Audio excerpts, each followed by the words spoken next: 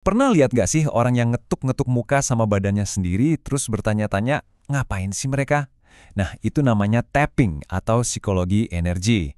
Kelihatannya emang aneh, tapi ternyata sains mulai menunjukkan kalau teknik ini punya hasil yang luar biasa untuk mengatasi masalah emosional yang mendalam. Tapi pertanyaannya, serius nih, apa bisa tindakan sesederhana ngetuk-ngetuk kulit doang beneran nyembuhin luka batin? Kedengerannya kayak mustahil ya. Coba deh kita bedah datanya bareng-bareng. Nah, ini dia nih titik temunya. Di satu sisi ada praktik klinis, di sisi lain ada misteri ilmiah. Karena metode yang nggak biasa ini ternyata sangat efektif, para ilmuwan jadi penasaran banget. Gimana sih cara kerjanya? Dan ini bukan cuma omongan orang loh. Ada lebih dari 300 uji klinis yang udah direview sama para ahli. Jadi pertanyaannya sekarang udah bukan lagi apakah ini berhasil, tapi udah bergeser jadi bagaimana ini bisa berhasil. Oke. Sebelum kita bongkar gimana cara kerjanya, kita lihat dulu bukti fisiknya, bukti yang nggak bisa dibantah. Jadi ada perubahan yang benar-benar nyata dan bisa diukur di dalam tubuh kita pas lagi tapping. Ini bukan cuma soal perasaan jadi lebih baik aja ya. Selama sesi tapping itu kita bisa ukur langsung perubahan biologis di tubuh. Ini bukti konkret kalau ada sesuatu yang benar-benar signifikan lagi terjadi. Kita ngomongin soal hormon stres, si kortisol itu yang turun drastis. Tekanan darah jadi lebih rendah, variabilitas detak jantung membaik, ekspresi gen yang ngatur emosi kita juga jadi lebih bagus. Bahkan, sistem imun kita ningkatin produksi limfosit. Sampai ke level mikro RNA yang berhubungan sama cemas dan depresi juga ikut teratur. Ini bukti kuat banget, jauh lebih dari sekedar efek placebo. Jadi gimana caranya ketukan simpel di kulit bisa ngubah otak secara permanen? Yuk kita telusuri perjalanan sinyal ini langkah demi langkah. Ini dia peta perjalanannya. Ada 5 langkah. Kita bakal ikutin sinyalnya dari kulit, lewat sistem saraf, sampai ke sirkuit paling dalam di otak kita. Oke, langkah pertama ya, semuanya berawal di sini. Di titik-titik akupunktur di kulit kita, itu banyak banget sel khusus namanya mekanoreseptor. Anggap aja ini kayak mikrofon super kecil. Pas kita ngetuk kulit, mikrofon ini ngubah tekanan fisik jadi sinyal listrik. Persis kayak mikrofon ngubah suara kita jadi sinyal listrik. Begitu sinyal listrik ini tercipta, dia langsung ngebut ke otak lewat 2 jalan tol.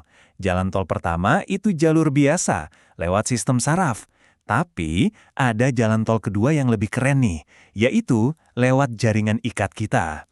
Ternyata serat-serat kolagen di jaringan ini juga bisa nganterin sinyal listrik dan kemungkinan jauh lebih cepat. Nah, di sini nih the magic happens. Coba deh bayangin, pas kita mikirin sesuatu yang bikin stres, ada bagian otak tertentu yang nyala. Ajaibnya, sinyal dari tapping ini lari langsung ke area yang lagi nyala itu, seolah-olah dia udah tahu tujuannya kemana. Kuncinya di sini, sinyal itu bukan cuma datang terus diam, dia tuh aktif. Dia ngatur ulang aktivitas otak, dia nenangin area yang lagi kebakaran dan bikin semuanya seimbang lagi. Jadi secara harfiah, ketukan di jari kita itu lagi nenangin badai di dalam kepala kita. Oke, jadi tenang sesaat sih enak. Tapi, gimana caranya biar efeknya permanen? Nah, ini bagian paling krusialnya. Gimana cara kita menulis ulang kode di otak biar perubahannya awet? Rahasianya ada di proses yang namanya rekonsolidasi saraf. Gampangnya gini, ini tuh kayak ada jendela kesempatan di mana otak kita bisa nge-update atau ngeganti respons emosi yang udah kadaluarsa. Langkah pertamanya, kita harus sengaja memanggil lagi memori itu. Pas kita lakuin ini, memorinya jadi terbuka dan rentan buat diubah. Mirip kayak kita buka file Word di komputer, siap buat diedit. Nah, ini dia momen ahahanya. Otak kita tuh udah ngarep bakal ngerasain stres pas memori itu muncul. Tiba-tiba tapping ngirim sinyal semua aman. Nah, bentrokan antara ekspektasi dan kenyataan ini yang disebut ilmuwan sebagai kesalahan prediksi. Otak jadi bingung, loh kok beda? Kenapa rasanya tenang? Dan karena kesalahan prediksi tadi, otak ngelakuin hal yang luar biasa. Dia benar-benar nulis ulang kode emosional yang nempel di memori itu. Asosiasi yang tadinya pemicu ini sama dengan bahaya, diupdate jadi pemicu ini sama dengan aman. Nah, respons tenang yang baru ini jadi permanen. Jadi, kalau kita urutin, ada pemicu yang nyalain respons emosi lama. Terus kita tapping yang ngubah respons fisik tubuh kita. Perubahan ini bikin kesalahan prediksi. Otak jadi terpaksa nge-update programnya. Dan akhirnya, respons baru yang tenang itu jadi new normalnya kita. Oke, kita udah lihat mekanismenya. Sekarang, gimana posisi teknik ini di dunia terapi secara umum? Dan udah sejauh apa sih penelitiannya? Ini bedanya penting banget. Terapi konvensional itu seringnya cuma menekan respons takut. Ibaratnya monsternya cuma dikurung, tapi masih ada. Nah, tapping ini kelihatannya beda. Dia beneran bantu menghapus jalur rasa takut itu. Jadi perubahannya jauh lebih awet dan kemungkinan kambuhnya kecil. Jujur aja ilmu di baliknya ini masih terus berkembang. Ada beberapa keterbatasan dalam penelitian yang sekarang. Tapi masa depannya kelihatan cerah banget. Bayangin deh, nanti kita bisa lihat perubahan di otak ini secara real time pas sesi terapi. Keren banget kan?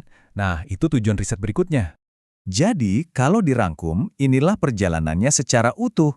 Dari sebuah ketukan fisik di kulit, jadi sinyal listrik yang melesat ke otak, menenangkan respons stres, dan akhirnya menulis ulang memori untuk mengubah respons emosional kita selamanya. Intinya begini, tapping itu bukan lagi soal energi-energi gaib.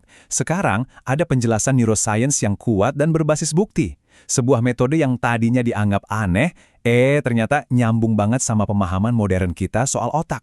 Dan ini ninggalin kita dengan satu pertanyaan pamungkas. Seiring kita makin ngerti cara kerja otak, kira-kira metode aneh apa lagi ya yang bakal kita pahami selanjutnya?